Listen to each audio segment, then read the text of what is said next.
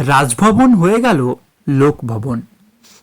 আপনারা শুনছেন আমতা সংবাদের পডকাস্ট, সঙ্গে আমি সৌনক। বেশ কয়েকদিন ধরেই কথা হচ্ছিল রাজ্যপাল বোস নিজেও রাজভবন নাম পরিবর্তনের পক্ষে।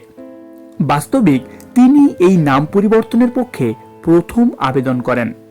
খবরে প্রকাশ, বাংলায় রাজ্যপাল সিভি আনন্দ বোসের আবেদনে অনুমোদন কেন্দ্রের।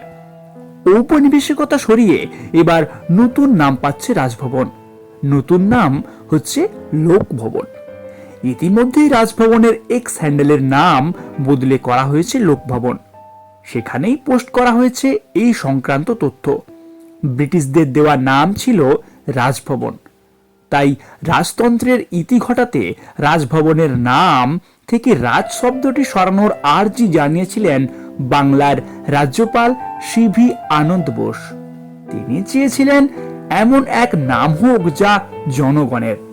রাজভবন যেহেতু মানুষের জন্য, সেই কারণে নাম বদলে লোকভবন করার সিদ্ধান্ত নেওয়া হয়। দেশ জুড়ে রাজভবনের নাম বদলের পক্ষে সওয়াল করেন রাজ্যপালরা। তাতেই সম্মতি দিয়েছে কেন্দ্র। এদিন এই সংক্রান্ত নির্দেশিকায় নিজেই সই করেন। ফলে বাংলায় রাজভবনের নাম বদলে হলো লোকভবন। জানা গিয়েছে বাংলার কলকাতা ও দার্জিলিং এর রাজভবনের নাম ফলক বদলে ফেলা হয়েছে, বদলেছে লেটার হেডও। এখন থেকে নতুন নাম, নতুন নিয়ম। নিঃশব্দেই রাজ্যপাল ঘটিয়ে দিলেন এক ঐতিহাসিক বিপ্লব।